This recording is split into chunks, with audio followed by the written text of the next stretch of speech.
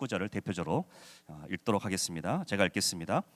그때 백성들이 그들의 아내와 함께 크게 부르짖어 그들의 형제인 유다 사람들을 원망하는데 어떤 사람은 말하기를 우리와 우리 자녀가 많으니 양식을 얻어먹고 살아야 하겠다 하고 어떤 사람은 말하기를 우리가 밭과 포도원과 집이라도 저당 잡히고 이 흉년에 곡식을 얻자 하고 어떤 사람은 말하기를 우리는 밭과 포도원으로 돈을 빚내서 왕에게 세금을 바쳤도다.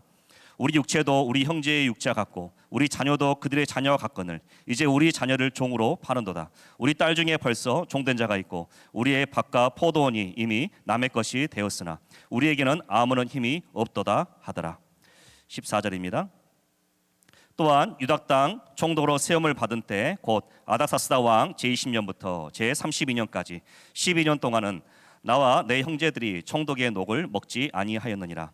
나보다 먼저 있었던 총독들은 백성에게서 양식과 포도주와 또 은 40세겔을 그들에게서 빼앗았고 또한 그들의 종자들도 백성을 압제하였으나 나는 하나님을 경외함으로 이같이 행하지 아니하고 도리어 이 성벽 공사에 힘을 다하여 땅을 사지 아니하였고 내 모든 종자들도 모여서 일을 하였으며 또 내 상에는 유다 사람들과 민장들 150명이 있었고 그 외에도 우리 주위에 있는 이방 족속들 중에서 우리에게 나온 자들이 있었는데 매일 나를 위하여 소 한 마리와 살찐 양 6마리를 준비하며 닭도 많이 준비하고 열흘에 한 번씩은 각종 포도주를 갖추었나니 비록 이같이 하였을지라도 내가 총독의 녹을 요구하지 아니하였으면 이 백성의 부역이 중함이었더라.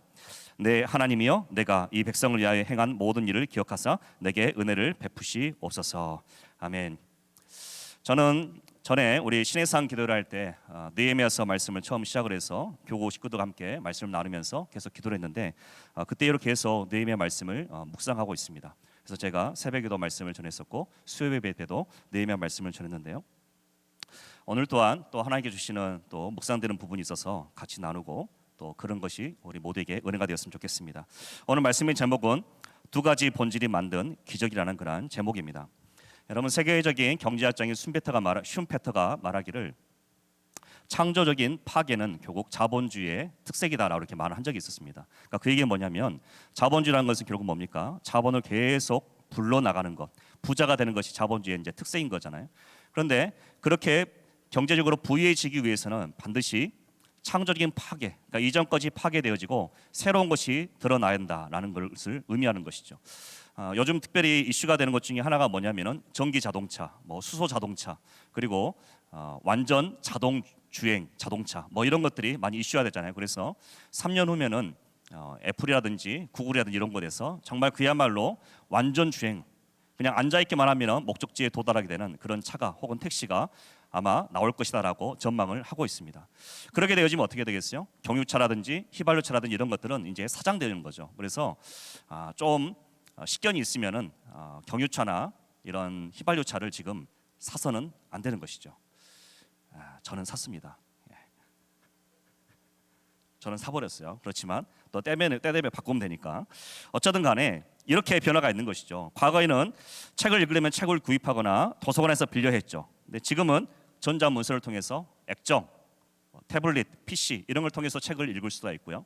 또 옷을 사기 위해서는 직접 매장에 갔어야 됐죠. 한번 입어봐야 되니까. 그런데 이제는 집에서 TV를 통해서 직접 옷을 화상으로 입어보고 잘 어울리는지 확인한 다음에 그것을 선택을 하면 집으로 옷이 배달되는 이런 생활의 변화들이 있는 것이죠. 이런 것들이 결국 이 창조적인 파괴에 의해서 이렇게 자본주의가 이끌어가고 있다라는 거죠. 그러니까 중요한 것은 굉장한 많은 변화들이 있다는 거죠. 지금 우리가 코로나를 겪고 있는데 우리는 많은 변화를 겪고 있습니다. 많은 너무나 큰 변화를 겪다 보니까 그 변화를 매 순간순간 따라가기도조차 정말 숨가쁜 것 같아요. 1단계, 2단계, 2.5단계, 2.5단계, 3단계 갈까 말까 하다가 갑자기 4명 이하, 막 집합금지 여러 등등의 이렇게 계속 휘몰아치다 보니까 어떻게 대처해야 될까? 이런 두려움들이 이런 엄청난 변화 속에서 우리가 어떻게 대처해야 될까? 이런 두려움들이 있을 수 있을 것 같아요. 그래서 이런 급격한 변화 속에서 앞으로 계속 직면하게 될 문제를 우리가 맞닥뜨렸을 때 내가 과연 어떻게 그걸 대처할 수 있을까? 어떻게 그 문제를 해결할 수 있을까? 그때그때마다 새로운 해법을 모색을 하고 그리고 지식을 탐구하고 때론 도박 같은 도전을 해야 되는 것인가? 이런 두려움들이 우리에게 있을 수 있죠. 특히 사업을 하신 분들에게 있어서는 너무나 급박하게 바뀌어가는 이 현실 속에서 여러 가지 고민이 분명히 있을 것 같습니다. 그러나 우리가 걱정할 필요가 없는 것은 언제나 문제의 중대한 해법은 본질을 벗어나지 않는다는 사실입니다. 언제나 본질은 변하지 않아요. 그 본질을 잘 따라가면은 항상 문제의 해법을 우리가 얻을 수가 있는 것이죠. 성경은 우리에게 시대를 아우르는 진리를 항상 전해집니다. 이것을 바로 본질이라 하는 거죠. 시대가 아무리 바뀌고 변화되더라도 절대 퇴색되지 않는 황금률과 같은 그런 본질이 있는 것이죠. 오늘 그 두 가지 본질을 말씀을 통해서 찾아보고 같이 나누고자 합니다. 그래서 두 가지만 하면 오늘 말씀을 마치게 되어집니다. 할렐루야. 자, 느헤미야는 아주 헌신된 사람이었습니다. 우리 성경 느헤미야서 13장을 쭉 보면은 이 느헤미야라는 사람이 얼마나 헌신된 사람이었는지, 이렇게 헌신될 수 있을까? 당시 대제국 페르시아의 정말 엘리트 중에 엘리트였고 모든 것을 가진, 권력도 쥐고 있고 부도 쥐고 있고 명예도 쥐고 있는 이런 사람이, 거기다가 왕의 총애까지 받는 이런 사람, 어떻게 이런 사람이 이렇게 겸손하고 이렇게 헌신될 수 있을까라고 사실 너무 많이 놀라게 됩니다. 제가 성경 느헤미야 이번에 계속 보시면서 정말 많이 놀랐어요. 그는 자신의 모든 직위를 다 내던져서라도 예루살렘에 가서 성벽을 건축하겠다라는 그 일을 강행을 하게 되시죠. 다행히 하나님의 도우심으로 왕의 허락을 받게 되어지고 가게 되신 거죠. 이렇게 할 수 있던 것은 느헤미야 속에 있었던 바로 헌신된 마음, 하나님께 헌신된 마음, 그리고 자신의 조국인 이스라엘에게 헌신된 마음 때문이었겠죠. 그는 조국의 현실 앞에 마음을 아파하며 기도하기 시작합니다. 그 땅의 거주민, 예루살렘에 있었던 많은 거주민들이 너무나 힘들고 어렵게 살아가고 있다.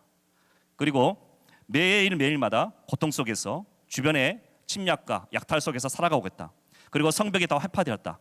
이런 소식을 듣고 느헤미야는 가만히 있을 수가 없었죠. 마치 자기 일처럼, 자기 가족이 아파하는 것처럼, 혹은 자기 집에 지금 대문이 부서진 것처럼 그는 아파하기 시작하죠. 그리고 금식합니다. 4개월간의 금식과 기도를 계속하다가 그는 결국 자기가 직접 갈 것이라는 결단을 하게 되어지는 것이죠. 이 결단을 하는 데는 상당히 많은 고민이 있었을 것 같아요. 왕의 허락을 받는 것도 어려웠을 것이고 또 직접 가서 그 일을 한다는 것 또한 쉽지 않다는 것 또한 그도 잘 알았을 거예요. 그런데 그는 그럼에도 불구하고 하나님께 주시는 마음이 있었기 때문에, 또한 자신이 하나님과 또 조국에 헌신된 그런 마음이 있었기 때문에 강행을 한 것이죠. 여러분, 당시 성벽 재건 공사는 보통의 공사가 아니었습니다.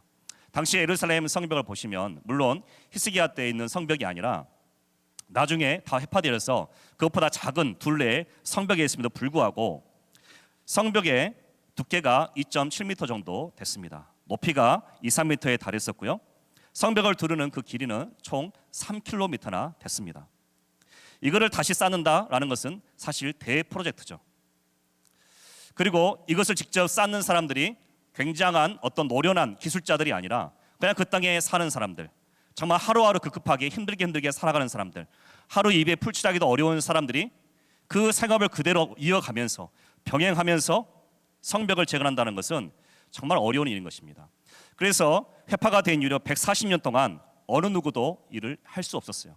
그리고 10년 전만 해도, 지금 본문에 10년 전만 해도 에스라가 이 일을 강행하려고 했다가 주변에 있었던 사마리아의 총독에 의해서 방해를 받고 저지를 당하고 결국에는 왕으로부터 조서를 받아서 건축하지 말라라는 조서까지 받게 돼서 중단된 일이었어요. 그런데 느헤미야가 이것을 다시 강행하려고 한다? 굉장한 일인 것이죠. 도저히 그냥 계산만 따져보면은 할 수 없는 불가능한 일이었던 거예요. 그런데 느헤미야가 시작을 하죠. 51일 만에 마쳤습니다. 이거는 기적입니다. 한 1000명, 10,000명이 붙들고 하더라도 주변에 있는 많은 방해 세력들과 또 여러 가지 제목이라는 여러 것들이 다 따져보면은 51일 만에 과연 그 성벽을 다시 건축할 수가 있었을까? 정말 대단하고 놀라운 일들이 일어난 것이죠.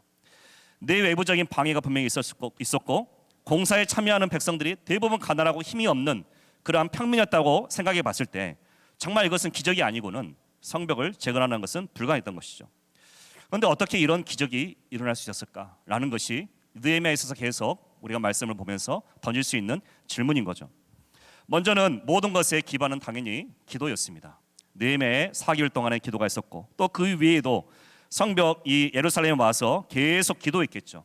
그래서 그 기도가 결국에는 열매로 나타나게 되죠. 여러분, 우리가 기도를 많이 하면 거기에 대한 역사가 나타나고 응답이 나타나지는데, 기도하고 아무것도 하지 않으면 저절로 일이 일어나나요? 만약에 느헤미야가 엄청 기도를 열심히 했는데, 그래서 하나님께서 역사하시겠다고 기다리고 있으면은 어느 날 50일이 지났더니 갑자기 어제만 해도 없었던 성벽이 갑자기 들어서 있는 것을 눈으로 볼 수 있는 건가요? 그렇지 않죠. 기도는 응답되어지는데 구체적인 현실 속에서 이 일이 되어지면 나타나게 되는 거죠. 그러니까 기도의 열매가 있는 거예요. 기도의 열매로 그 땅에 하나님의 역사가 나타나게 되는 거죠. 그 하나님의 역사를 성경 느헤미야서에는 그것을 기록을 해주고 있는 거죠. 그 기도의 열매로 어떤 일들이 말도 안 되게 이행되어지고 있는 건지 보여주고 있고, 그 많은 일들이 바로 느헤미야라는 그 지도자, 아주 훌륭한 지도자를 중심으로 이어지고 있다라는 것을 우리에게 보여주는 것입니다. 느헤미야 3장을 보면 성벽을 건축한 인물이 75명이 인물이 언급이 되어집니다. 이 사람들이 직업만 해도 15가지의 종류의 직업을 가지고 있었어요.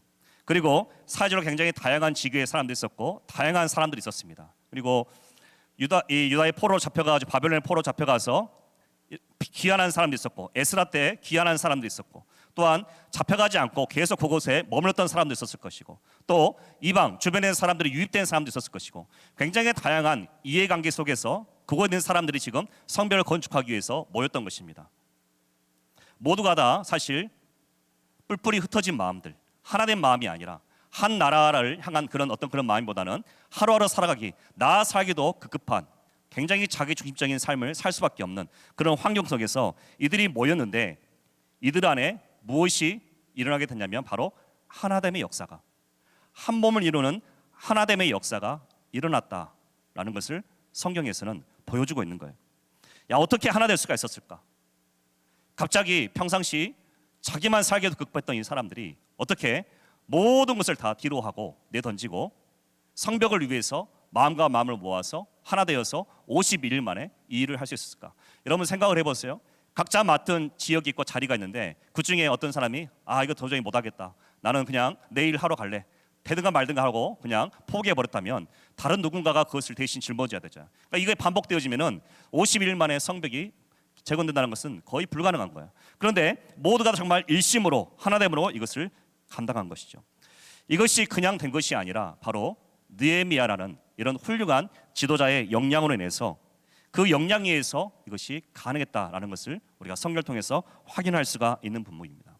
그 중에 몇 가지를 보면, 제가 새벽에 말씀을 같이 나눴는데, 느헤미야가 가지고 있었던 소통하고 공감하는 능력, 그리고 신뢰하고 존중하는, 그 모든 일하는 자들을 신뢰하고 존중하는 이런 하나님 안에 있는 고귀한 가치가 바로 느헤미야라는 이 지도자 안에 성품 가운데 있었고, 이 성품을 바탕으로 해서 그 땅에 사는 많은 사람들은 위로를 받고 힘을 모으게 되어지고 함께 하나됨으로 이 일을 감당하게 된 것이죠. 여러분, 느헤미야가 처음에 예루살렘에 도착을 합니다. 그리고 3일 동안 아무도 만나지 아니하고 밤에 몰래 종이 가서 성벽의 주변들을 순찰하기 시작을 해요. 그 순찰만 한 것이 아니라 당시 그 땅에 살고 있는, 느헤미야는 대제국 페르시아 수산이었던 그 수도에서 너무나 호화롭게 살았기 때문에 예루살렘 성에 살고 있는 사람들의 형편을 잘 모르잖아요. 물론 들어서는 알지만 실제로 어떤 삶을 살고 있는지 모르잖아요. 근데 느헤미야가 아마 이 3일 동안 혹은 3일 그 이상 계속 순찰하면서 지켜보지 않았을까? 이들이 정말 어떤 사람인지, 어떤 삶을 살고 있는지, 과연 성벽을 건축하는데 부족함이 없는지, 만약에 성벽 건축이 시작되어지면 내가 도와줄 부분 없는지 아주 면밀히 살핀 것 같아요. 그래서 그들이 나중에 느헤미야가 민장들, 귀족들, 유대 귀족들을 데리고 사람들을 모인 자리에서 성벽을 건축해야 한다 그런 말을 하려 했을 때, 이미 느헤미야는 그들의 마음들 속에 있었던 여러 가지 필요들을 이미 다 알고 있었던 것이죠. 대화를 통해서 그들의 마음을 움직인 것이죠. 그래서 그들은 결국에는 마음의 감동을 받고 그들 또한 성벽을 건축해보자라는 그런 마음을 들게 되어집니다. 그래서 한 마음으로 성벽 재건을 시작하는데 성공하게 된 것이죠. 그래서 성벽 건축의 출발점은 굉장히 성공적이었습니다. 하지만 시작했다고 해서 완공이 그냥 되는 것은 절대 아닌 것이죠. 그 모든 과정마다 혹여라도 문제가 발생하면은 모든 건축은 중단돼야 되는 것이죠. 그래서 느헤미야는 그 이후로 계속 거기서 일하는 모든 사람들의 가정들을 속속히 파악하고 한 사람 한 사람을 존중 여기고 그 한 사람 한 사람들에게 이의를 이임하고 배려하고 그들의 필요에 반응하면서 그들을 세워나갑니다. 수직적인 관계가 아니라 아주 수평적인 관계에서 그들을 섬기고 보살피고 도와주고 지지하고 존중하고 중요한 일들을 이름하기 시작하는 것이죠.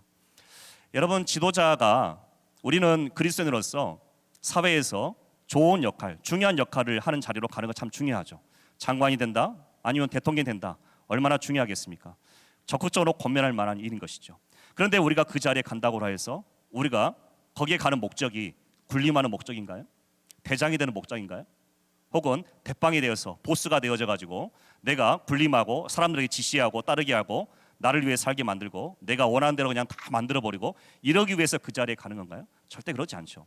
느헤미야가 보여줬던 이 지도력, 총독으로 왔던 이 느헤미야가 보였던 지도력은 절대 그러기 위해서 그곳에 머물렀던 것이 절대 아닙니다. 그는 철저하게 바로 그 땅에 사는 거민들의 눈높이에 맞춰서 동일하게 살아가고 그들과 대화하고 그들과 마음을 같이 하게 되어집니다. 이런 모든 것들이 바로 그 땅에서 일을 하는 사람들의 마음에 그대로 전달이 되었던 것이고, 그래서 그 모든 사람들이 느헤미야를 중심으로 해서 마음을 모아서 성벽 재건을 계속 해 나갔던 것이죠.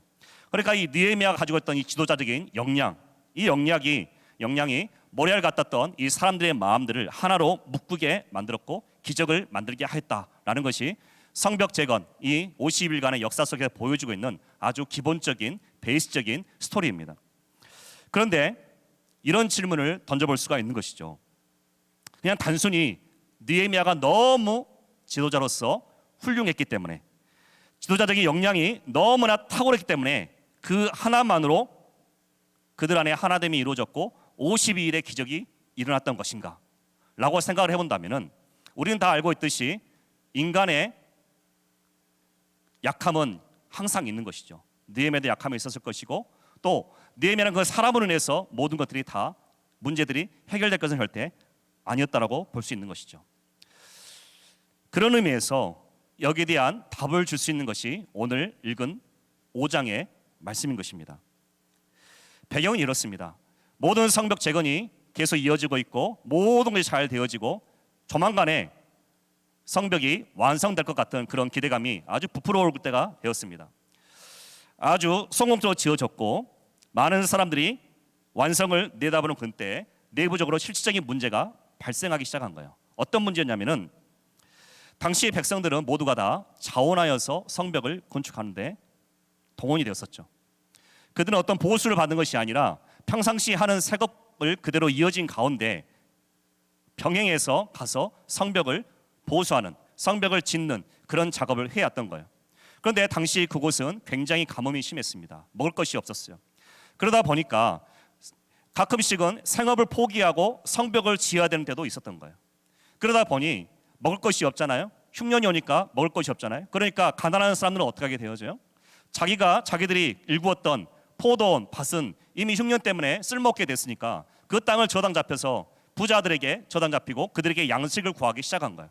그런데 이 부자들이 그냥 정상적인 방법으로 양식을 구워주면 되는데 굉장한 폭리를 취하면서 양식을 구워주기 시작한 거죠. 그러니까 흉년이 계속되다 보니까 이 백성들은 처음에는 밭을 저당 잡히게 되어지고 나중에 또 양식이 필요하니까 나중에는 자신의 자녀들을 노예로까지 보내주면서까지 양식을 얻게 되는 이런 일들이 일어나게 된 거죠. 그러니까 이렇게 되다 보니까 같이 일을 하고 있는데 어떤 사람은 시간이 갈수록 엄청난 부자가 되어져 있고 모든 땅들 다 소유하게 되어져 갔고, 밭을 일구고 포도를 운영하는 사람들은 자기 자녀들마저도 노예까지 팔려가야 되는 이런 일들이 실질적으로 일어난 거예요. 그러니 백성들이 다 고통을 호소하기 시작한 거죠. 막 불평을 내기 시작한 거죠. 그러면서 같은 한 동족끼리 어떻게 이럴 수가 있느냐, 우리가 지금 한 마음을 이뤄서 이런 성벽을 건축하자고 하는데 어떻게 너희들이 그럴 수 있느냐라고 이렇게 불평을 토로하기 시작하죠. 이런 모든 내용들을 이제 느헤미야가 듣게 되어집니다. 큰 위기가 온 겁니다.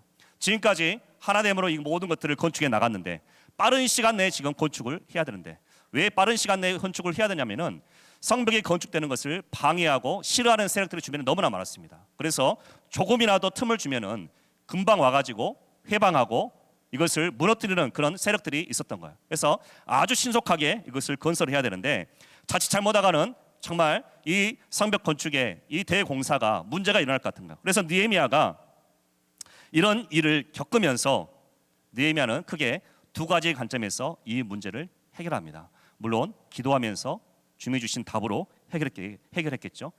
이것을 저는 말씀을 통해서 두 가지 본질이라고 잡습니다. 첫째는 바로 공동체의 의식이고, 둘째는 바로 섬김의 정신입니다. 첫 번째 본질은 바로 공동체 의식입니다. 그리고 공동체 의식에는 항상 뭐가 따르냐면 바로 책임이 따르죠. 느헤미야는 귀족들과 그 사람들 불러놓고 야단치기를 바로 그 점을 지적하기 시작합니다. 너희들이 우리의 동족이 아니냐, 우리가 형제가 아니냐, 너가 이스라엘 사람이 아니냐, 너도 이스라엘 조국의 사람이 아니냐. 그런데 어떻게 너희 형제에게서 그렇게 많은 것을 빼앗아 갈 수가 있고 또 노예로 잡아갈 수 있느냐. 이런 공동체의 의식을 느헤미야는 건든 거죠. 제가 새벽에도 말씀을 전하면서 잠깐 얘기를 했던 건데요. 연관된 부분에서 다시 한번 좀 얘기를 좀 해보면요. 제가 군대에서 한 4년 정도 있었습니다. 그런데 그 중에 4명의 지휘관을 제가 이렇게 만났었습니다. 저에게 아주 기억에 남는 지휘관이 한 분 계시는데 바로 신모 대령이라는 분이 계셨습니다. 그리스도인이셨고 교회 다니셨고 술 한 잔도 안 드셨고, 그래서 항상 저를 보호해 주셨던 그런 분이셨습니다. 근데 해군의 큰 행사 중에 하나로 미군 해군에 있는 항공 부대가 이 한국을 방문해서 교류하는 시간들이 연례적으로 매년은 아니고 한 2년인가 3년 정도 이렇게 이어서 아마 3년마다 있었던 것 같은데 있었던 적이 있습니다. 제가 제주도에서 한 4년을 있었는데 그때도 제주도에 미국 장교들과 그리고 그 직업군인들이죠. 약 10대 명이 이제 방문하게 되었고, 관광을 하고 막 이제 섬겨드리고 도와주고 뭐 이렇게 선물도 주고 이런 일들을 했었죠. 근데 이 행사 끝에는 항상 뭐가 있냐면은 거기에 온 지휘관, 가장 높은 지휘관한테 대표로 한국을 특색으로 하는 아주 중요한 선물을, 의미 있는 선물을 전달하는 것이 관례였습니다. 그래서 그 선물을 준비해야 되는 것이죠. 근데 어느 날 지휘관이 저를 부르더니 우리가 선물을 줘야 되는데 좋은 선물을 준비할 재정은 넉넉지 않고, 그러면서 좋은 아이디어가 하나 있다면서 저한테 이제 그러는 거죠. 저기 제주도에 있는 제주대학교가 있는데 거기에 미대생들이 있을 것이다. 그 미대생들 중에는 조각을 전공하는 학생들이 있을 것이다. 그 학생들한테 부탁을 해서 그들은 학생들이니까 목재를 구해다 주고 그거를 거기에 의미 있는, 제주를 특색으로 하는 의미 있는 것을 만들어 가지고 그것을 선물로 주면은 비용도 절감되어지고, 또 이게 핸드메이드니까 저기 외국 사람들은, 미국 사람들은 핸드메이드를 대단한 가치로 여긴다. 그러니까 얼마나 좋은 방법이냐라고 해서 저한테 알아보라고 하시더라고요. 그래서 제가 알아봤죠. 제주도학교 가서 아는 사람 통해 가지고 미대생을 섭외하게 됐고, 조각하는 사람을 섭외해서 부대도 데려오고 설명도 해주고 구상까지 다 했습니다. 제주도 지도를 만들고 목판에다가 새기고 막 시작을 했어요. 그리고 한쪽에다 도라 하루방을 이렇게 새겨가지고 좋은 이렇게 사각 투명한 그런 액자에다가 이렇게 넣어가지고 이렇게 건네주는 걸로 생각을 하고 만들었는데 잘 될 줄 알았어요. 근데 시간이 지날수록 선물을 줘야 되는 때가 다가오는데 일주일도 남지 않은 상태에서 갑자기 이 친구들이 못하겠다는 거야. 하다 한다 보니까 자기도 도저히 못하겠다는 거야. 왜 그런지 모르겠지만 참 책임감이 없는 것 같아요, 사람이. 못하겠다는 거예요. 그래서 이제 연락도 안 되고 돈도 안 받겠다, 연락도 안 되고 그냥 그야말로 엄청난 이 사건이 대비상이 걸려버린 거예요. 근데 이 비상이 걸리니까 지휘관이 저를 부르시더니 아무 얘기도 안 하시고 그냥 웃으시는 거예요. 웃으시면서 잘해봐, 정대이가 할 수 있겠지, 나는 별로 신경 안 써, 잘하겠지 하면서 계속 웃으면서 그냥 잘해보라는 말만 그냥 하는 거예요. 그래서 저는 전공자도 아닌데 그 전에 미술 시간에 잡아봤던 조각도를 10년 만에 들기 시작했습니다. 다른 누구를 섭외하는 것 또한 불가능했고, 기존에 만들어 놓은 것을 어떻게든지 복구하고 새로 만드는 것이 가장 유일한 방법이었던 거예요. 그래서 지휘관의 전폭적인 그러한 이 지지 속에서 저는 과감하게 며칠 밤을 새면서 조각을 하기 시작했습니다. 정말 혼신의 힘을 다한 것 같아요. 지금 생각해 보면 혼신의 힘을. 그리고 마지막 날 모든 걸 만들어서 완성하고 왁스질까지 한 다음에 날밤 새서 왁스질까지 다 해서 말린 다음에 부대 건물 현관 앞에 놔뒀습니다. 그리고 아침에 지휘관이 출근을 하셨죠. 그리고 그것을 딱 보더니 이 신모 대령님이 깜짝 놀라는 거야. 야, 이거 어떻게 만들었어? 제가 그냥 했습니다. 진짜야? 누구 전문가한테 맡긴 거 아니야? 정말 정대가 했어? 거짓말이지. 계속 묻는 거야. 사인 제가 했습니다. 그랬더니 아 그래? 아 정말 수고했어. 그러더니 이제 가지고 올라가셨죠. 다른 장교들 보더니 아 이렇게 역시 전문가한테 맡겼더니 정말 잘 나온 것 같다고 작품이 막 얘기하는데도 제가 했다 하니까 다들 깜짝 놀라더라고요. 나중에 해군 장교 그 지휘관 그 미국에서 온 사람한테 이걸 선물로 줬더니 너무 좋아하는 거야. 핸드메이드를 하고 보더니 이게 너무 좋다면서 계속 이 그레이트 하면서 막 너무 좋아하는 것을 보았습니다. 저는 이때 굉장히 중요한 것을 지금도 잊혀지지 않는 건데 중요한 것을 깨달았는데요. 한 가지는 제가 새벽 때 말씀을 드렸는데 한 지휘관이 그것을 맡긴 사람에게 보여주는 무한의 신뢰와 존중하는 마음. 너가 맡기로 했으니까 너가 마무리를 지을 수 있을 것이다. 나는 너를 믿는다. 라는 전폭적인 지지와 전폭적인 신뢰. 이런 것이 사람의 역량을 발휘하게 만드는구나 라는 게 첫 번째고, 또 두 번째는 제가 이것을 만드는 것에 정말 열심을 냈던 이유는 뭐냐면은 제가 책임감을 느꼈기 때문에 그렇죠. 이것을 만들어내지 못하면 이번 행사는 그야말로 엉망이 되어진다. 가장 중요한 것인데 이게 제대로 안 나오면은 엉망이 될 거야. 그래서 저는 마땅히 내가 책임을 져야 될 부분이기 때문에 되든 안 되든 뭐든지 해보자는 생명으로 완전히 매진해 버린 거죠. 그냥 매진한 것이 아니라 나름 연구를 했습니다. 그래서 매진을 해서 결국에는 그런 작품을 만들어낸 것이죠. 여러분 가끔씩 우리에게 알 수 없는 역량이 발휘될 때가 있습니다. 그런 발휘가 될 때는 물론 첫 번째 신뢰를 받고 있을 때, 존중을 받고 있을 때 그런 역량이 발휘되기도 하고, 또 한 가지는 내가 헌신되어 있을 때, 어느 한 중요한 공동체에 책임감을 가지고 헌신된 자세로 서 있을 때, 그리고 헌신된 마음으로 그 일을 이루어내고자 할 때 가끔씩 엄청난 역사들이, 엄청난 역량들이 마음속 깊은 곳에부터 뿜어져 나올 때가 있는 것이죠. 사실 제가 4년 동안 군대에 있으면서 나름 몇 가지의 업적이 좀 있습니다. 아직 다 말씀 못 드렸는데 그 모든 것들을 보면은 헌신되고 충성된 어떤 그런 마음에서 나타나지 않았을까.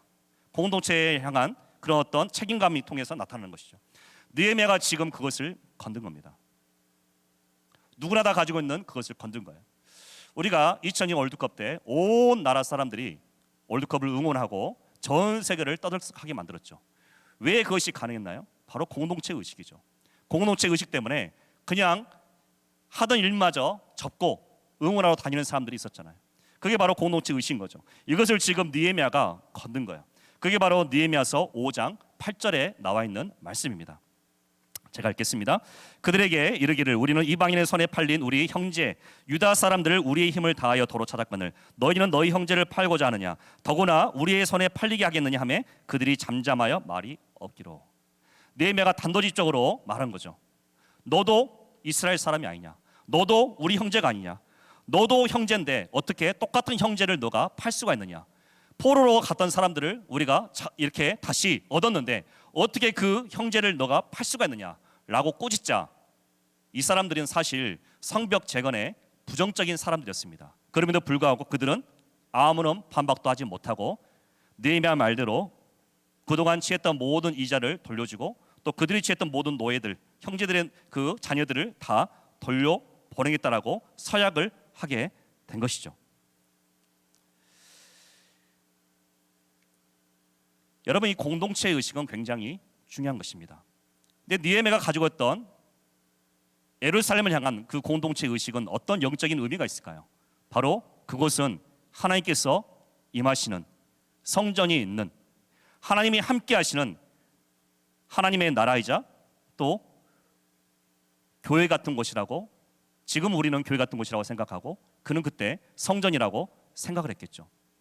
그곳이 보존돼야지만이, 그곳을 위해서 우리가 집중해야지만이 이 나라가 살 수가 있다. 우리나라의 정체성이 계속 이어질 수 있다. 이런 마음이었던 것이죠. 그래서 느헤미야는 성경 느헤미야 2장 17절 보면은 처음에 그가 사람들의 마음을 독려할 때 성벽을 건축하자라고 독려할 때도 사실 이 부분을 건듭니다. 느헤미야서 2장 17절에 이렇게 말해요. 후에 그들에게 이르기를 우리가 당한 공경은 너희도 보고 있는 바라. 예루살렘이 황폐하고 성문이 불탔으니 자 예루살렘 성을 건축하여 다시 수치를 당하지 말자라고 말하죠. 여기 말하면은 이 공경은 우리가 당한 것이다. 그리고 우리가 수치를 당했다. 나만 당한 것이 아니라 우리 모두가 당한 이 수치를 우리는 기억하고 있다. 어떤 수치입니까? 140년 전에 바벨론에 의해서 멸망한 그 수치죠. 한때 그렇게 엄청난 부와 엄청난 강력한 힘을 누렸던 그 나라가 한순간에 멸망하여서 지금 그들 눈앞에 펼쳐져 있는 그 예루살렘의 모습은 그야말로 쓰나미가 한번 지나갔다가 초토화된 그러한 성인 거예요. 그들이 이것을 보면서 얼마나 수치감을 느꼈겠어요. 지금 느헤미야가 그것을 건든 거죠. 그러니까 느헤미야는 공동체 의식을 가지고 있고 그 공동체 의식으로 사람들을 불러 모으고 있는 것이죠. 여러분, 그리스도인은 무엇을 위해 살아야 합니까? 라고 질문을 던진다면 너무 간단하게 우리는 하나님의 영광을 위해서 사는 것입니다라고 대답을 할 수 있습니다. 그러면 하나님의 영광을 위해서 산다는 것은 구체적으로 무엇을 의미합니까? 라고 묻는다면 구체적인 행동과 구체적인 대상과 구체적인 목적이 무엇일까? 라고 생각을 해본다면 느헤미야에게 있어서 예루살렘의 성이 바로 하나님이 거하시는 장소요 하나님의 성전이었다면 지금 현대를 우리가 살아가는 이곳에서 우리에게 있어 공동체는 바로 뭡니까? 바로 교회인 것이죠. 그리스도인이 교회를 떠나서 어떤 일을 도모하는 것은 불가능합니다. 모든 것이 교회의 중심인 것이죠. 교회를 위해서 주의 나라를 위해서 몸된 교회를 위해서 우리는 하나 되는 것이고 한 몸을 이루는 것이고 열심을 내는 것이고 헌신한 것이고 열심히 기도하는 것이죠. 그게 바로 아주 중요한 본질인 것입니다. 우리가 이 본질을 만약에 흐트러 버리고 이 본질에서 떠나버리면은 그 모든 것이 다 그 기둥이 흔들려서 이도저도 아니게 되는 것이죠. 그래서 바울은 어떻게 표현하냐면 골로새서 1장 24절 말씀에 이렇게 표현하죠. 나는 이제 너희를 위하여 받는 괴로움을 기뻐하고 그리스도의 남은 고난을 그의 몸된 교회를 위하여 내 육체에 채우노라. 내가 그리스도의 교회를 위해서 고통을 자처하노라 라고 이렇게 표현을 할 정도로 교회를 향한 그의 수고와 그의 마음이 있었던 것이죠. 마찬가지로 그리스도인이라면 우리가 하나님 믿는 백성이라면 하나님의 나라, 교회를 위해서 교회라는 공동체를 위해서 우리의 모든 마음을 집중하고 열심을 내고 헌신하는 그러한 정신, 그러한 본질, 이 본질이 우리의 삶 속 깊숙한 곳에 신앙의 본질 속에서 반드시 자리를 잡아야 되는 것이죠. 먼저 그의 나라 의를 구하라. 그리하면 이 모든 것을 너에게 더하시라. 그 말씀은 아주 황금률인 것입니다. 우리가 모든 문제를 다 맞닥뜨리더라도 그 모든 문제를 해결할 수 있는 본질적인 해법은 바로 뭐냐면 바로 교회를 중심으로 하나님의 나라를 위해서 주님의 몸된 교회를 위해서 우리가 달려간다면 분명 그곳에 놀라운 하나님의 역사가 나타나게 될 줄 믿습니다. 지금 느헤미야는 지금 그 공동체 의식으로 살아가고 있고 그 공동체 의식을 그 땅에 살고 있는 많은 사람들에게 흘려주고 있는 거예요. 일종의 교회론을 공급해주고 있는 거예요. 우리가 무엇을 중심으로 살아야 될 것인가? 우리가 무엇을 뿌리로 살아야 될 것인가? 우리가 무엇을 뿌리로 살아야 될 때 우리가 정말로 살아날 수 있는 것인가에 대해서 느헤미야는 계속 강조했던 것이죠. 그래서 그것을 기반으로 사람들은 마음을 모은 것입니다. 우리는 하나다. 우리는 공동체다. 우리는 이스라엘이라는 그런 나라다. 우리는 이스라엘 나라를 다시 재건할 것이다. 이런 한 마음을 가지고 지금으로 말하면 몸된 교회를 위해서 헌신하게 된 것이죠. 첫 번째 바로 공동체 의식입니다. 주님의 몸된 교회입니다. 그리고 주님의 몸된 교회를 향한 우리 각자가 가져야 될 강한 책임감입니다. 그런 공동체 의식과 강한 책임감을 가지고 삶을 살아가시기를 우리 모두가 되기를 주님의 이름으로 축원합니다. 자, 두 번째 본질은 바로 십자가의 섬김이었습니다. 여러분, 느헤미야서를 묵상하면 예수님의 모습이 정말 많이 오버랩됩니다. 느헤미야의 모습 가운데 예수님이 있는 거예요. 오늘 읽은 14절부터 18절 내용을 보면 그가 얼마나 희생적인 섬김을 했는지 우리가 알 수가 있어요. 첫째, 그는 말하기를 그가 총독으로 12년 동안 생활을 했다라고 표현하고 있는데 그 12년 동안 녹을 먹지 않았다라고 얘기를 하고 있습니다. 여기서 녹을 먹지 않았다는 것은 이전 총독들은 백성들에게 세금을 무자비하게 걷어들였습니다. 그냥 임의로 자기를 위한 세금을 걷어들인 거예요. 그래서 당시 백성들은 그 경제적인 상황이 아주 비참했던 것이죠. 이런 비참한 상황을 누구보다 잘 알고 있는 느헤미야가 그들을 이해하고 사랑하는 마음에서는 도저히 그들에게 녹을 받을 수가 없었던 거예요. 얼마든지 정당한 대가를 받을 권리가 있음에도 불구하고 그는 섬김의 본을 통해서 아주 헌신적이고 희생적으로 봉사를 감행한 것입니다. 원래 이전 총독들은 어떻게 백성들에게 걷어들었냐면 양식과 그리고 포도주와 그리고 매일 은 40세겔을 세금으로 거둬뒀다라고 합니다. 은 40세겔은 두세 사람의 1년치 봉급이었다고 합니다. 그러니 얼마나 막대한 금액을 세금으로 걷고 또한 돈을 착취했겠어요. 근데 느헤미야가 그것을 하지 않았다는 것이죠. 또 두 번째 보면은 150명의 사람을 자비로 대접을 합니다.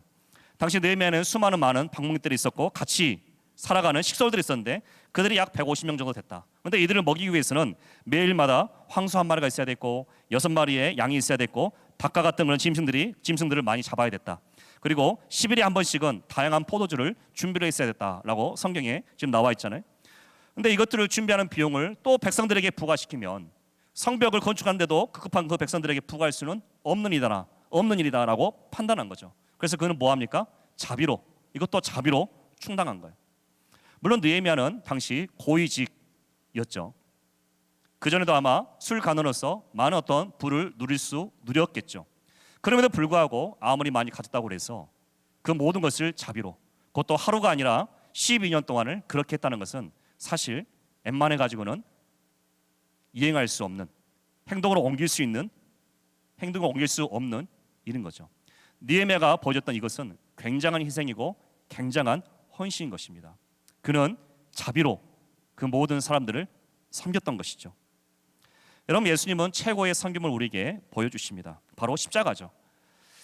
마가복음 10장 45절에 인자가 온 것은 섬김을 받으려 함이 아니요 도리어 섬기려 하고 자기 몫을 많은 사람의 대속물로 주려 함이라 라고 이렇게 말씀하고 있습니다.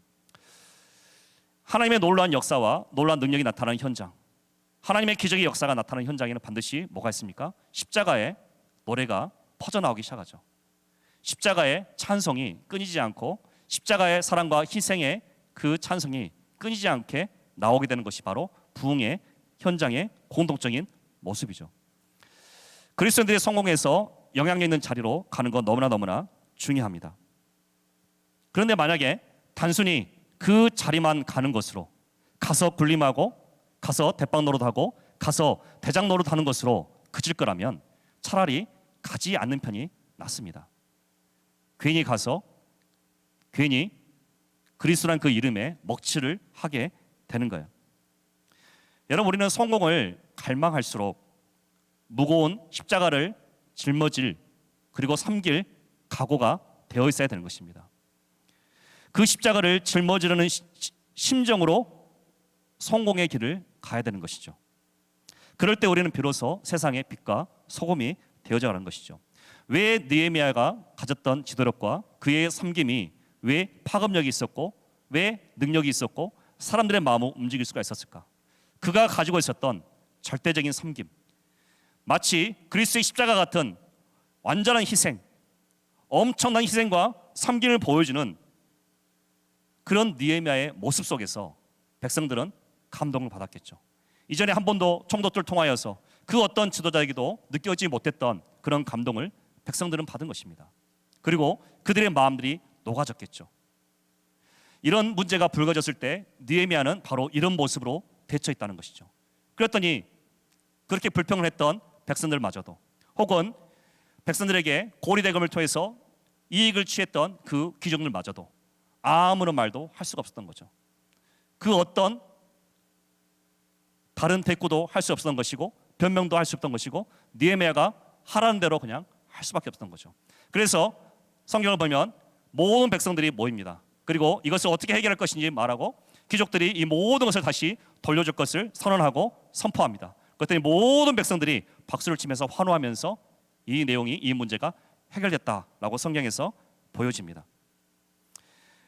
여러분, 이런 파격적인 섬김, 희생적인 섬김, 이런 섬김이 한 공동체를 살릴 수가 있는 것이죠. 바로 교회의 머리가 주님이시라면 이런 교회는 바로 이런 섬김이라는 아주 고귀한 가치를 통해서, 고귀한 본질을 통하여서 세워져 가고 있는 것입니다. 우리 교회가 너무나 참 좋은 교회죠. 왜 이렇게 좋은 교회가 될 수 있습니까? 정말 많은 성도님들의 섬김이 있기 때문에 그렇죠. 제가 우리 교구를 돌아보더라도 얼마나 많은 보이지 않는 곳에서 섬김이 많으신지, 다른 교구도 그렇게 섬김이 많다는 얘기를 많이 듣습니다.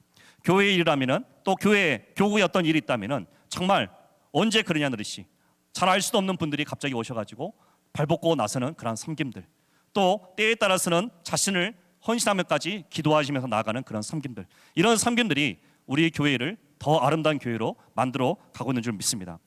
이번 코로나를 겪으면서 많은 고민들이 있었습니다. 만나기 어려운 교구 식구들을 어떻게 위로할까? 추석 명절이 다가왔는데 마침 교구에서 작은 선물을 준비를 하기로 했다라는 얘기를 듣게 됐습니다.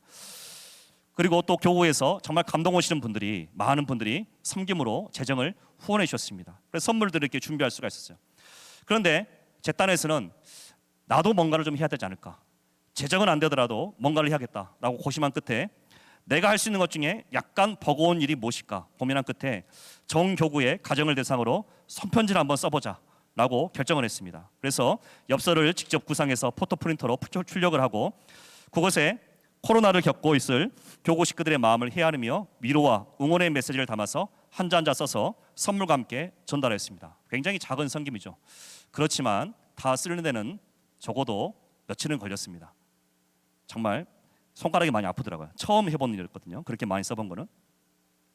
그리고 나중에 들려오는 얘기가, 어떤 분이 너무나 하루가 너무 힘들어서 퇴근길에 집에 저녁에 갔는데 현관에 선물이 있어서 깜짝 놀랐고, 그래서 너무나 마음이 따뜻했고, 근데 안에 봤는데 본 적이 너무나 오래된 손편지가, 뜻밖의 손편지가 있어서 읽다가 너무 감동을 받아서 집에 들어가지 못하고 그 자리에 쓰러졌다, 그리고 울었다 라고 들려왔습니다. 제가 그냥 과장돼서 하는 얘기입니다. 그래서 감동을 받았다라고 이렇게 들려왔습니다.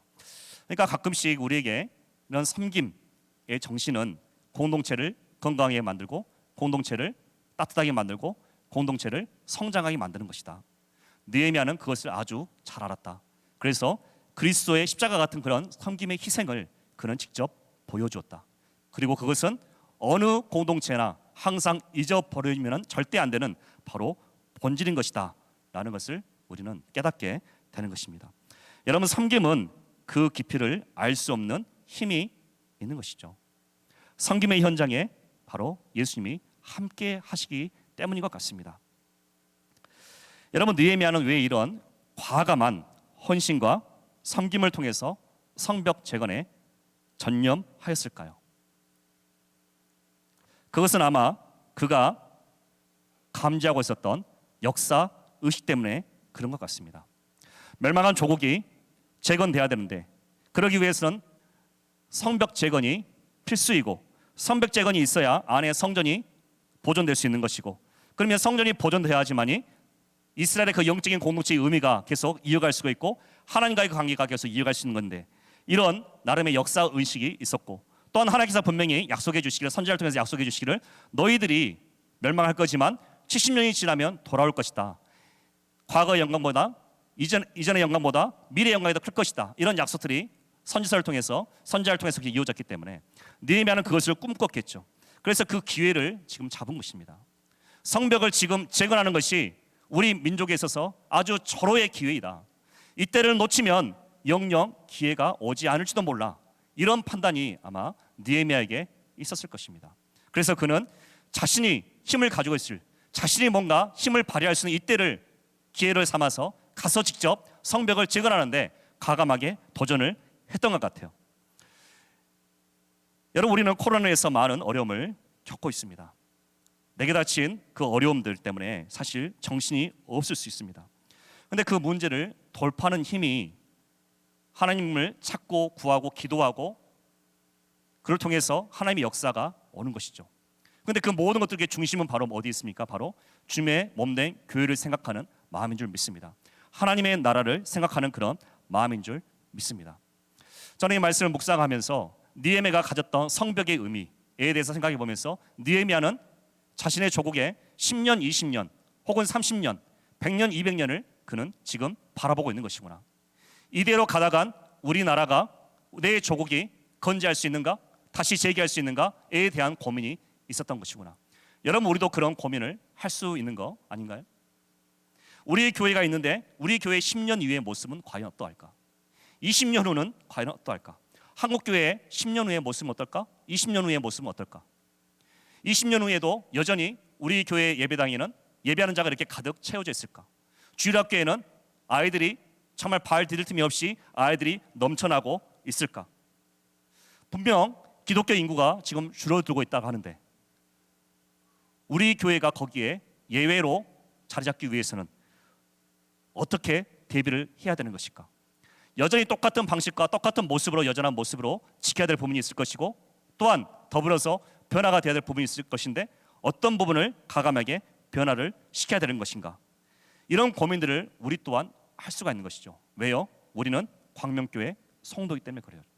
우리는 광명교회 교인이기 때문에 그렇습니다. 광명교회는 우리의 공동체고 하나님께서 우리에게 주신 주님의 몸된 교회이기 때문에 그렇습니다. 그러면 우리의 주님 주신 몸된 교회를 생각하는 마음으로 우리 교회를 생각하고 우리 교회의 미래를 생각하고 우리 교회가 잘 되기 위해서는 건강하고 앞으로도 계속 하나님께 쓰임받는 교회가 되기 위해서는 무엇이 중요할까?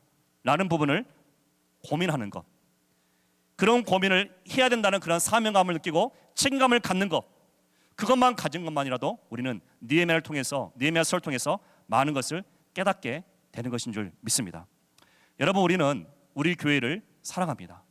저보다 아마 많은 성도님들이 우리 광명교회를 사랑할 줄 믿습니다.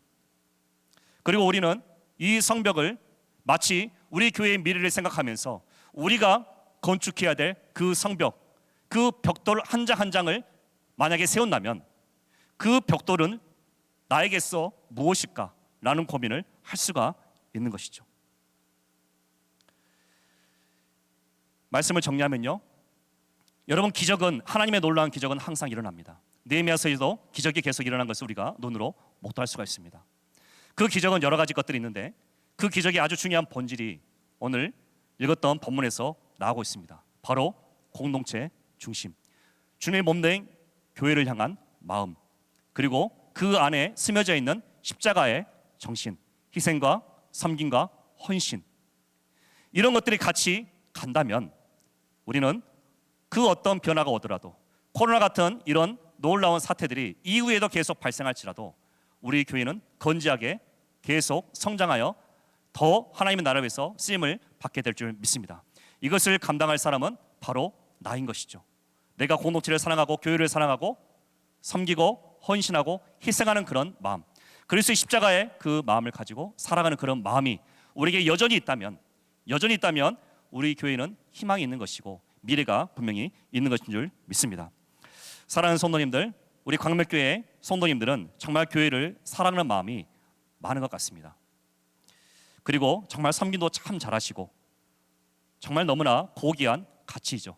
겸손하게 섬기는 그런 모습이 참 많으시고 또 정말 교회를 위해서 발벗고 나서는 그런 헌신되고 희생적인 그런 마음들이 너무나 많으신 것 같습니다. 그 마음이 여전히 절대 변치 않으시고 항상 여전한 마음으로 그렇게 살아갈 수 있기를, 이 두 가지 본질을 항상 간직하면서 항상 승리할 수 있기를 주님의 이름으로 간절히 축원합니다. 아멘. 오늘 말씀을 같이 기억하시면서 우리 주님을 사랑한다, 주님의 몸된 교회를 사랑한다, 그런 마음의 고백을 담아서 찬양을 같이 불렀으면 좋겠습니다. 아름다우신 줄 아는 찬양인데요, 우리의 마음이 주님이 참 아름다우시다, 나를 위해 십자가 달려 죽으시고 몸된 교회를 위해서 이렇게 머리가 되어주시고 내가 그 교회 안에서 하나님 나라의 백성으로서 살 수 있도록 해주신 그 주님의 행하신 일이, 행하신 역사가 너무나 아름답고 너무나 감사하다, 찬양할 일이다, 이런 마음을 가지고 아름다우신 주 같이 찬양하고 우리 기도했으면 좋겠습니다.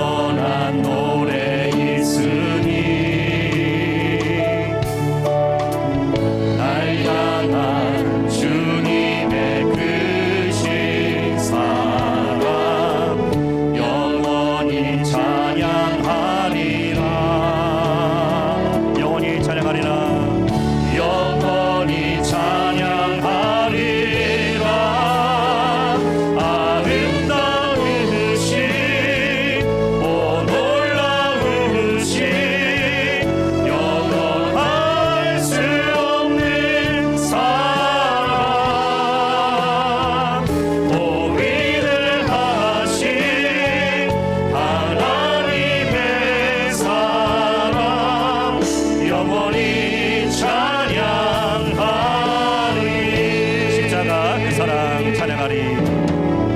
십자가 그 사랑 찬양하리. 날 구원하신 그 사랑 내 삶을 드려 찬양하리라. 영원히 찬양하리라. 영원히 찬양하리라. 영원히 찬양하리라.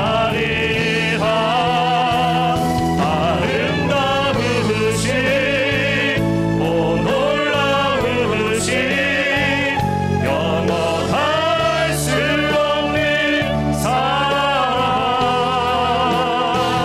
오 위대하신 하나님의 사랑 영원히 찬양하리. 아름다우신 오 놀라우신 영원할 수 없는 사랑 오 위대하신 하나님의 사랑 영원히 찬양하리. 주와 같은 분 없네. 주와 같은 분 없네. 이 세상 그 누구도 주와 같은 분 없네.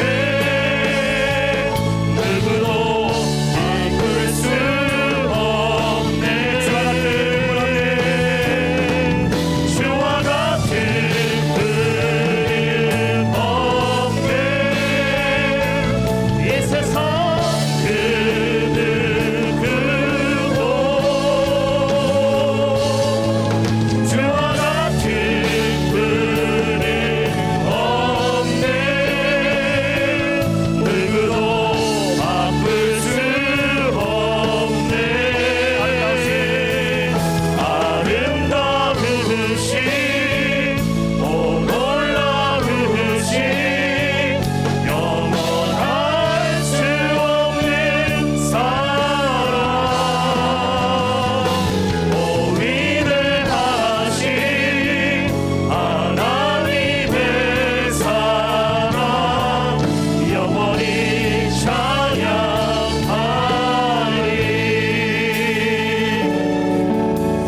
아멘. 우리 같이 기도하기를 원합니다. 사랑하는 여러분, 우리를 위해 하나님께 주신 그 십자가의 사랑이 너무나 위대하고 놀랍습니다. 그 사랑 때문에 우리는 하나님의 나라라는 이 공동체 안에 백성으로서 자녀로서 들어와 있고, 우리에게 베풀어 주신 하나님의 역사는 영원 무궁토록 하나님의 나라 안에 백성으로 살아갈 수 있는 놀라운 특권이 우리에게 왔다는 놀라운 사실입니다. 우리 이 땅에 살아가면서 하나님의 일을 감당합니다. 하나님 주시는 말씀 가운데 살아갑니다. 많은 역경과 어려움이 있습니다. 지금도 어려움과 역경들이 있습니다. 그러나 우리는 그리스도 교신이 우리에게 보여주신 오늘 말씀에서 느헤미야가 친히 보여줬던 그 마음을 간직하고 우리가 나아간다면 우리는 승리할 것입니다. 그리스도의 마음을 가지고 나아간다면 우리는 승리할 것입니다. 첫 번째는 몸된 교회를 살아가는 것입니다. 주님의 공동체를 살아가는 것입니다. 주님의 공동체를 향해서 항상 여전한 마음으로, 항상 똑같은 마음으로 섬기며 헌신하며 희생하며 감사하며 나아가는 것입니다. 또한 두 번째는 주의 나라를 위해서, 또한 이웃을 위해서, 서로를 위해서 희생하며 섬기며 헌신하는 그러한 아름다운 고귀한 가치입니다. 이 두 가지를 우리가 붙들고 나간다면 그 어떤 변화에도 우리는 꿋꿋하게 이겨낼 수 있을 것이고 하나님의 승리를 우리는 얻을 수 있을 줄 믿습니다. 이 시간 같이 기도할 때 하나님, 우리가 더 주님의 몸된 교회를 살아갈 수 있도록 인도하여 주십시오. 하나님께서 나에게 허락하신 이 아름다운 공동체, 이 아름다운 하나님의 나라를 살아가며 이 하나님 나라를 위해 살아갈 수 있도록 인도하여 주시옵소서. 또 하나님 아버지, 기쁨으로 헌신하며 숨기며 나갈 수 있는 내가 되기를 원합니다. 그리스도처럼 섬기는 삶, 그리스도처럼 희생적인 섬기로 나아갈 수 있는 이 놀라운 진리를 실천할 수 있는 우리가 될 수 있도록 주여 역사하여 주시옵소서. 우리 주님 같이 부르며 기도합니다. 주여 주여